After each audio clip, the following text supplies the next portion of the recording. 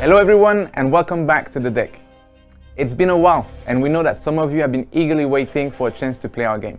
We're working very hard to make that happen as soon as possible, but in the meantime, I brought a special guest to introduce you all to an aspect of Skull and Bones we haven't talked much about yet, which is our narrative and how it works. In just a minute, we'll be taking you through about 40 minutes of exclusive gameplay, which we just recorded in our studio. But before that, let me introduce you all to our world context with this short trailer.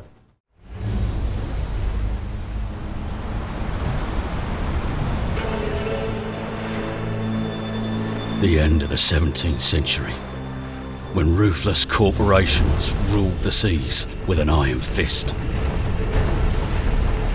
They ignited a battle for global supremacy to dominate the world's most valuable trade routes. A flood of exotic goods from the Indian Ocean stormed the West, creating new addictions and a violent race for control. And where there's blood, there are predators. Labelled as enemies of all mankind, this new breed of pirates will show no mercy.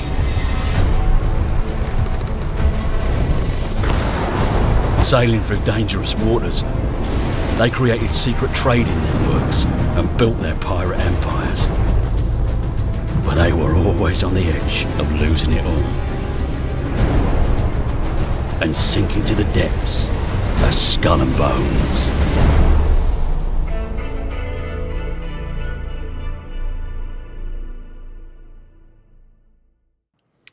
All right, welcome back. I hope you all enjoyed this little introduction to our world context. I'm here today with Joel. Hi, Joel. Hi, Alexi.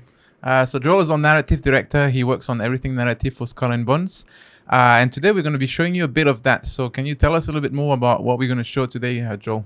Yeah, we're going to play an investigation, Alexi. And so investigations in Skull and Bones are really a way to tell a story through a series of steps.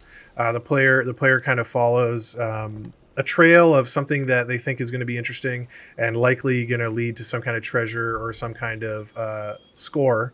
But it also tells a story about our factions and our world. And we do that by finding, for example, messages in bottles, scraps of lost journals, sometimes talking to different characters in the world. And through that, we were able to tell a story. All right, cool. So I'm going to pick up the first clue of this investigation. I'm going to read it out and then we'll find out a bit more. We'll talk about it a little bit together. Sure. All hail Queen Alice for the mighty victory over our treasonous brother and King Wenye. The throne of great Ukuta is now fortified against foreign invaders. And our alliance with the Sultanate of Soha help ensure the prosperity of the Confederation of Ungwana. The Queen shall award a bountiful sum for information on or capture of renegade Mwenye, who escaped the sword of justice together with a band of traitors, and made off with the royal crown of Ukuta, rightfully belonging to Queen Alice. The thieves and traitors were seen in several villages within the realm, including Bandari. By royal decree, all aiders and abettors shall be killed. Bless Her Majesty! All right, so that's the first clue. And basically what's happening there is a little bit of a fight between brother and sister. Both of them believe that they're the rightful heir to the throne. But the brother basically ran away with the crown, right? So for us as pirates, we're not really interested in taking sides. We're not really interested in who's right or who's wrong. What we are interested in, however, is the mention of that crown and potential treasure waiting for us. Of course. Right? Of course. So what we're going to do first, the first clue is basically telling us that we need to find out where the brother went. He's been sighted in Bandari settlement, so we're going to be sailing towards that destination. But before we do that, maybe you can tell us a little bit about the region we're in and how does it fit with our world context? Well, so in the world context, this is the golden age of piracy. And so This game is a historical fiction, and so we're really basing a lot of our choices in the game on being inspired by the region of the Indian Ocean and the factions that can be found there at that time. And during this time period, there is a desire from the West for all the luxurious goods that were discovered here by the West, discovered from their point of view, and and there was a kind of a battle for who would have supremacy over those goods. And of course, that also leads to battles with the local factions, and it's really the mega corporations from the West stealing from the local factions to feed those new addictions in the West. Cool. And so there we see the dawn of the modern economy. Yeah. All right, very cool. Nice little introduction there. So because we know where we're going, it's a bit of a distance to sail. So I've now traveled to another outpost, and maybe you can tell us a bit more about the role of outposts in the game. Yeah, so outposts are really places to explore, find lore. From a narrative point of view, there's always lore to be found in outposts, but more than that, there are also places to trade, to pick up contracts, to cash in contracts, to sometimes pay off factions if you have an aggro with a specific faction. It's also a place you can kind of meet other players and socialize with other players as well, right? Of course. Damn, fully multiplayer. Cool. So now we know that our next destination is going to be that Bannery settlement. I'm going to talk about it a bit later as we get closer to it. But our objective is going to be to plunder that settlement to find the next crew, right? Yes. But for now, as we're sailing, maybe there's more you can tell us about the exact region we're in and the regions of Skull and Bones in general. Yeah, so we're in the coast of Africa region here, and as you can see from the landscape, it's a bit of a arid landscape compared to some of the others in the game.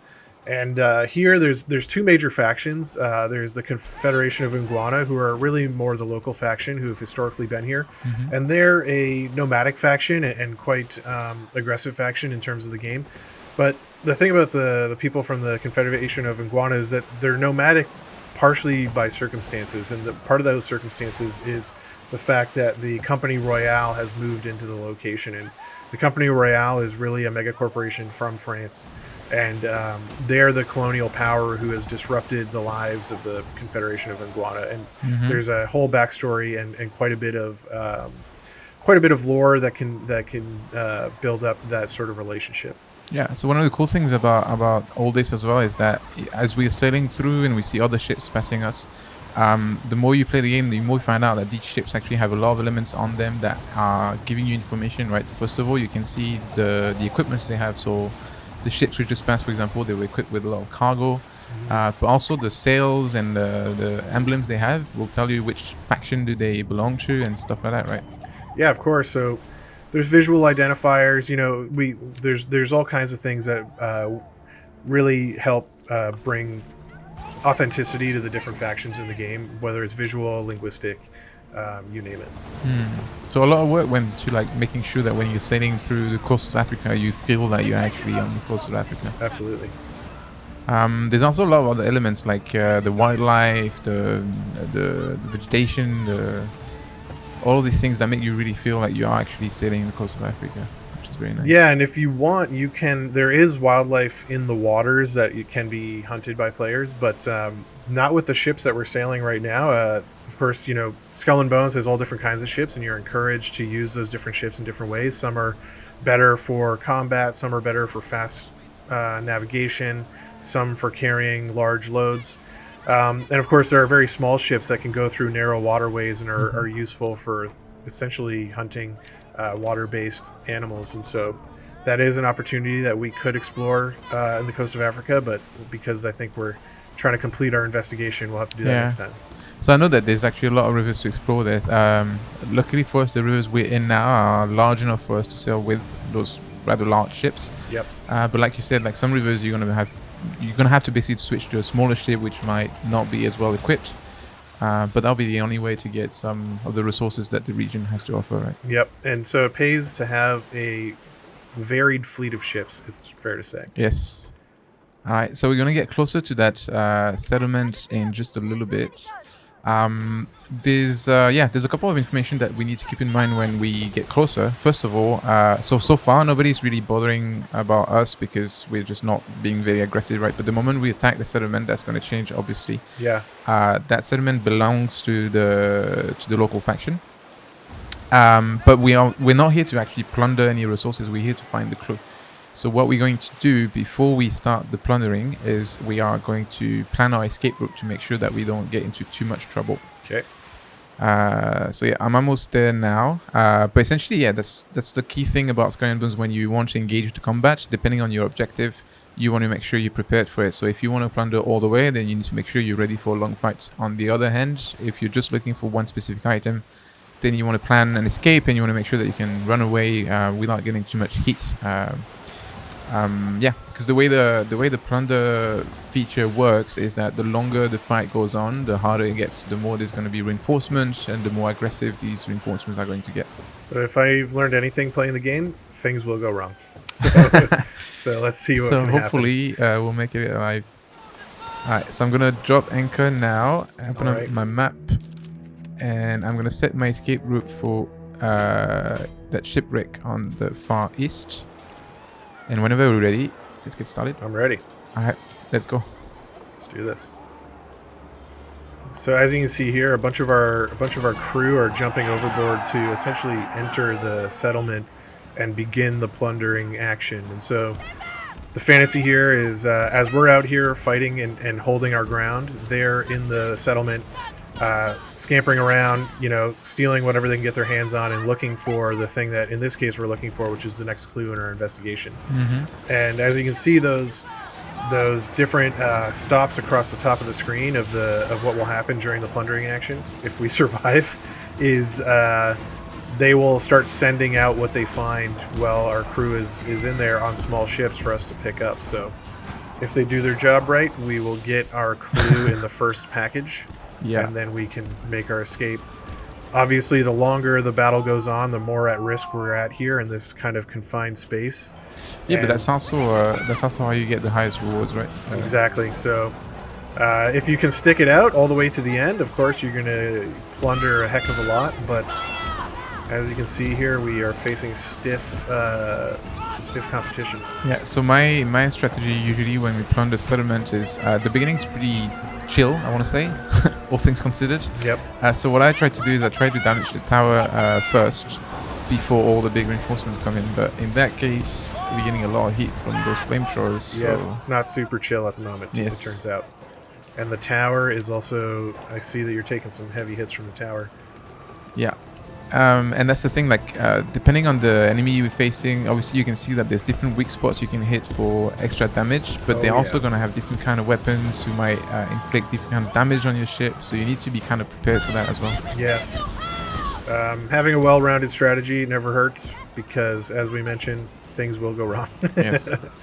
And it is quite chaotic at the moment, but I think we're almost there. Yeah, yes. I just got the clue, so now we can run away. Let's do it before all the big trouble comes. Perfect. So if you just follow me, I know where we're going. Okay. Alright, so like you can see on the screen, we're leaving the plunder area now, so that means any potential loot, extra loot that we could have gotten will be forfeited at this point. Oh boy. But we don't care because we have what we need. Yeah, our escape is not yet guaranteed, though. Yes.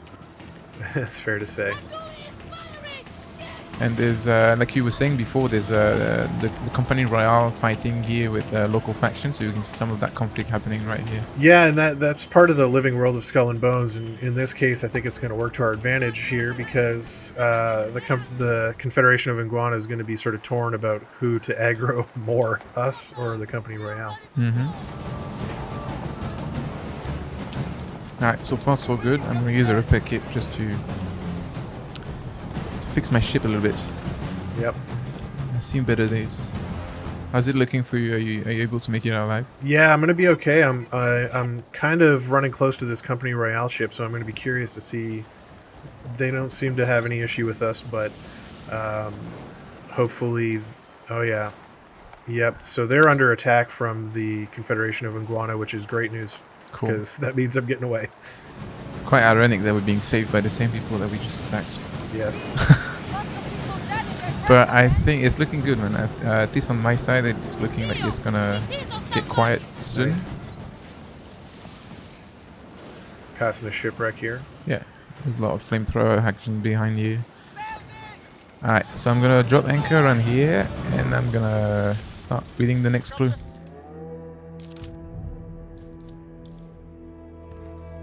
The Confederation of Ungwana is in upheaval.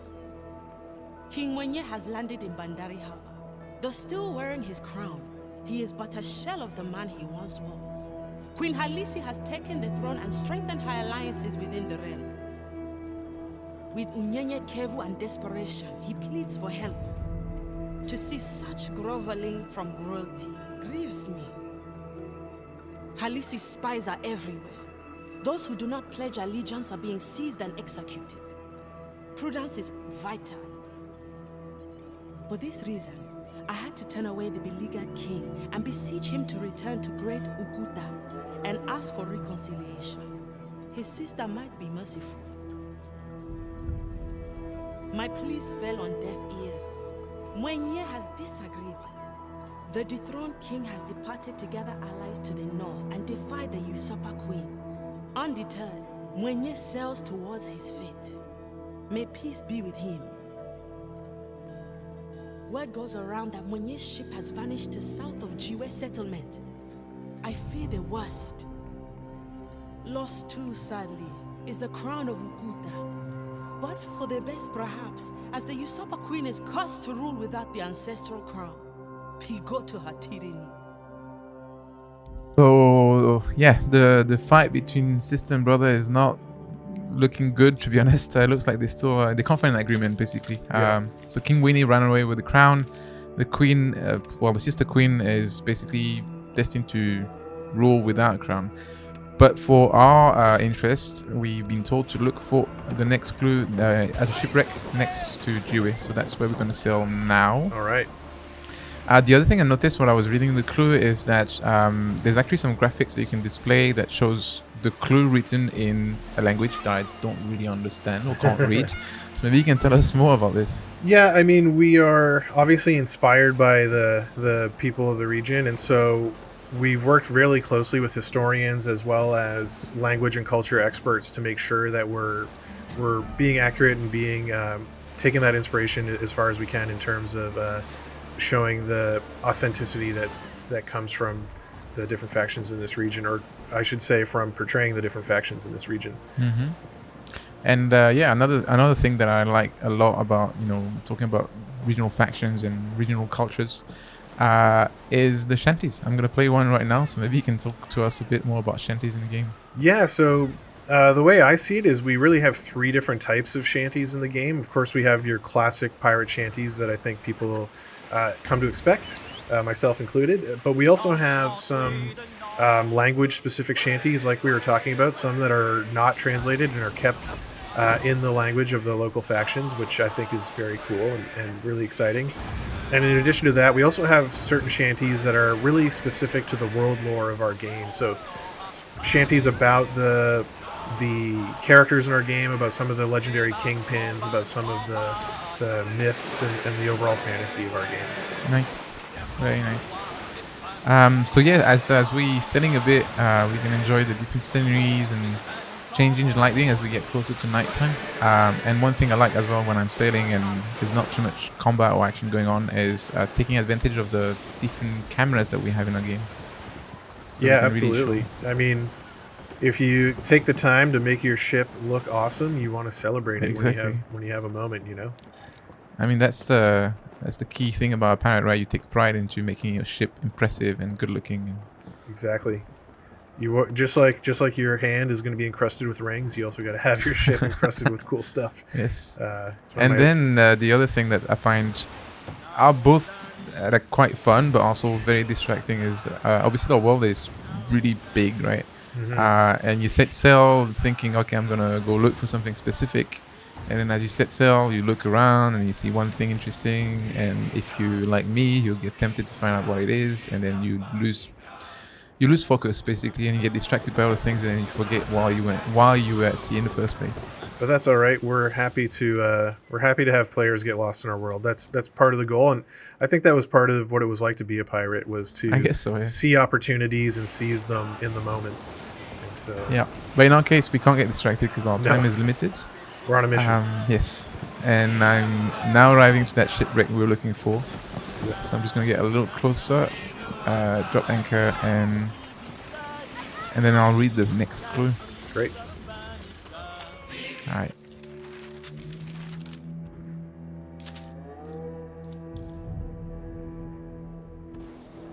Dear sister, your betrayal is complete.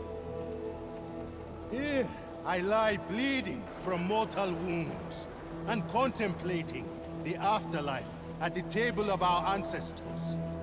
All that remains of my domain is a dhow and some meager rations. Your venom poisons our lands. Your cruelty has trampled the hopes of even my most loyal followers who abandoned me at the first chance. Off the coast of Bandari, we were boarded by pirates, led by one captain, Freeman, who seduced my crew with promises of freedom from servitude in a secret haven, Lanitra. Let them go. I'd rather die fighting as a king, noble in his cause, than ever live a moment as a common rogue. Alas, without a crew, my ship ran aground, and I was injured. Please, Nima and Azizi, remain at my side. True servants to the end. Even now, they tell me to stop fighting, as it is time to join my ancestors at Pilatun. The next world beckons me. They will offer to carry me, but I will walk myself into the center of the sacred stone circles. Crown of Okuta shall never be yours. It remains mine until the end of time. Okay, so it looks like the story is taking quite a dramatic turn towards the end. There's a couple of things I've learned from that clue, actually. The first one is, after years of working in that game, I finally found out how to pronounce the how. I didn't know it was pronounced that way. But the other thing is, so like the story said, basically the King Winnie had a very unfortunate encounter. He met a certain Captain Freeman, who then convinced his entire crew to basically abandon him and live free in a place called Lanitra. Yeah. So maybe you can tell us more about this Freeman and Yeah, so Captain Freeman is really a mythical character. I like to say he's part of the foundational myth of our world. And so Captain Freeman has a story that you're going to put together in the game by doing all these different investigations. You'll get little snippets about Captain Freeman from every investigation to put together a full picture of who he was. And one thing that is known widely is that he was part of what was called at the time, or what we call the heist of the century, meaning that he took part in the biggest score any pirate had ever done in our world by doing a massive score against the Dutch Merchant Company. And so he was one of the also founding members of this sort of pirate den, borderline pirate paradise called Lanitra. And in Lanitra, it was very much an egalitarian, almost democratic society where pirates supported each other, worked together, really began to work against the mega corporations in a quite coordinated way. And it included even some of the other characters that we'll meet in our game, like one of our major characters, John Skurlock, for example, was an inhabitant of Lanitra. But tragically, Lanitra was destroyed and being attacked by the Company Royale and the DMC, the Dutch Merchant Company, given the events of the heist of the century and some of the other things that Captain Freeman and his ilk got up to. And so really that whole idea of having this like pirate utopia has been destroyed in the mythology of our game. And what we're left with now is a world that is much more cutthroat, much more dog eat dog. It is a much harsher and grittier pirate world than that mythical pirate past that some of the characters in our world can remember. There's no more safe haven for us to to live our life free. And Freeman himself is sort of a mystery lost to time that hopefully we can learn more about by doing those investigations. All right, so I know there's a lot more to that story, and we'll probably leave that for players to find out when they finally get to play our game in open beta or at launch. Absolutely. But one thing I need you to tell me, and I don't know if you can answer that question, was Freeman a good guy or a bad guy? I think, as far as pirates go, he was a good guy. He did believe in the sort of utopian vision of Lenitra, and he did want to do right by the little guy, so to speak. And his goal was really to take issue with the mega corporations. Fair enough. But I guess in our game, it's all a matter of perspective, right? You can, depending on how you feel and which side you want to be on, there's no real good guy. No, I mean, even the best good guy is still going to have gray Yes. area to take issue with. I mean, pirates are pirates, right? Yeah, and it's a difficult world, right? So Yes. Being 100% good in that world will probably not get you very far. Exactly right. So while we're talking, we just arrived at our final destination, our third outpost called the Pillar Tom. I'm going to show you a little bit how that place looks because it looks quite amazing. But I also want to, I would like to ask you a bit more about NPCs in the game in general and like different vendors and... Yeah, so we have vendors or hawkers, you might call them, who are the people who are really going to sell you all the different things in the world that you are able to buy and consume, and there is many. I mean, when it comes to ingredients for upgrading your ship, things to feed your crew, things for upgrading your weapons, upgrading your appearance, all those kinds of things you're going to get through hawkers, as well as the ability to take on new contracts, new opportunities, maybe even pay off factions. Like, for example, if we had an ongoing feud with the Confederation of Iguana based on our plunder earlier, we could potentially pay off somebody at a outpost like this who's related to that faction. But in addition to those characters, we also have pirate kingpins in our world. And so I mentioned John Skurlock a minute ago. He's one of the first pirate kingpins that players are going to meet, and he really stands as an example of the kind of kingpin the player is going to want to become. Cool. So I like that you said he's one of the first, because I know there's more. I know we can't talk about it yet, but I know there's more.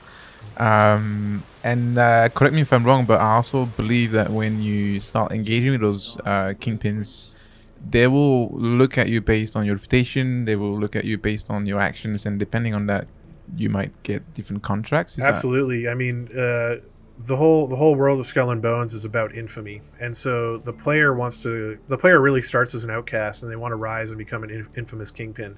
And so those contracts and those relationships you're going to build with other kingpins are going to grow and change based on your infamy in the world. And actually, one of the things I'm really proud of is the whole world of Skull and Bones is very reactive. So the actions the player does, the infamy they gain, the player the other characters in the world really recognize it and respond to that. Cool. Another thing I really like about outposts in general is that sometimes you're just walking around, not really sure. You're not necessarily looking for anything specific. In our case, we are looking for something specific. I'm just enjoying the scenery a little bit. But then every now and then you pass by something and you hear weird sounds, and I know that there's a lot of stuff in the game out there, and I've asked around like what's going on, and nobody really knows. Well, there are certainly surprises, treasures, tricks, and everything to be found in these areas, in these outposts, and I will spoil nothing. Yeah, no, and there's a lot to discover. I played the game quite a lot myself, and there's a lot of outposts I still haven't fully explored. So all that being said, I still haven't found this treasure. So from the clue, if I remember correctly, it said that the treasure is buried in a stone circle grave kind of thing. So I'm going to try to find this. Sure. Full spoiler, I actually know where it is, so I know where I'm going, but I'm just going to pretend I don't know, right? Right. But yeah, it's pretty... It can be hard to find if you don't know what you're looking for. Once you know what you're looking for, it's pretty obvious. Yeah, and it's important to pay close attention to the clues, actually, for investigations. Investigations are not meant to be straightforward. They're meant to be something that we have to... There's not going to be a big down marker telling you where to go, so... That's right. Alright, so I think I found the grave now, and I can dig up the treasure chest, so I'll just be waiting for you a little bit, Yep, and then go for we'll it. dig it out. Alright, let's dig it out. I think.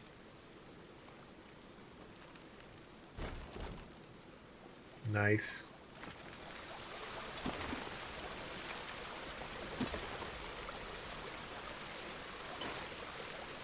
Perfect.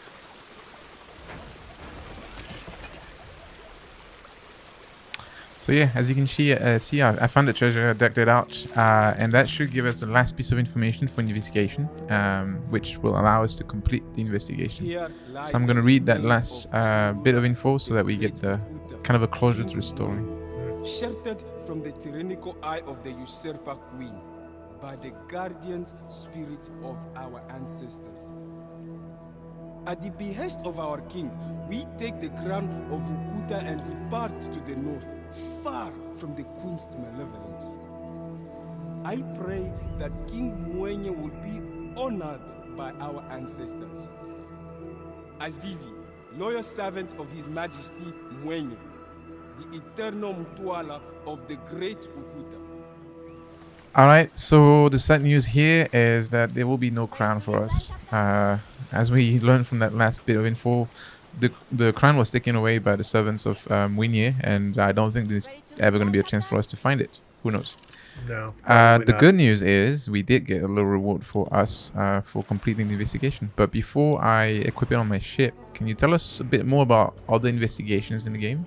Yeah, well, and like we mentioned, we do also, one of the things we did get is a piece of a larger story about Yuriko Freeman. So all the other investigations are going to obviously give some promise of treasure and reward, but also will fill in some more of the gaps about Yuriko Freeman and his story. And because we know Freeman did the heist of the century, and no one knows for sure whatever happened to the treasure that was taken in that heist, there's some hope that by completing all the investigations that we may be the ones who ultimately find it. Cool. Yeah. Exciting. So that reward that I just equipped on my ship is a vanity item, is a new figurehead. So I can show it a bit more now. But maybe you can tell us a bit more, like what is the connection between vanity in our game and the local factions? Can we get items from the local factions to customize our ships and our captain? Absolutely. We can, and we can get all kinds of different ones to spice it up in different ways. By the looks of it, the one you have there, it seems to be the Yuriko Freeman emblem. I think that symbol of the hammer, it comes from his backstory, and yeah, that looks very cool. All right. And that was it for us today. Thank you very much, Joel, for coming on the show and talking to us about the game and the narrative. My pleasure. Thanks, Alexi. All right. We'll see you all very soon. Thank you very much. Bye-bye.